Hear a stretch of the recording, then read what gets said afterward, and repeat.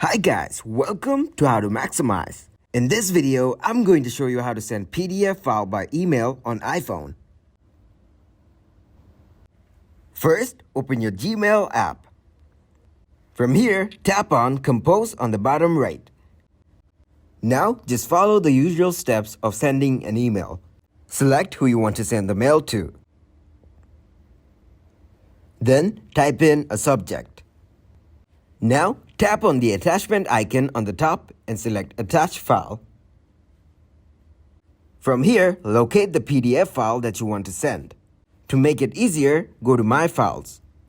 From here, go to Internal Storage, and then scroll through and find the file that you want to send. Then, select the file and tap on Done. Now it's attached to your mail.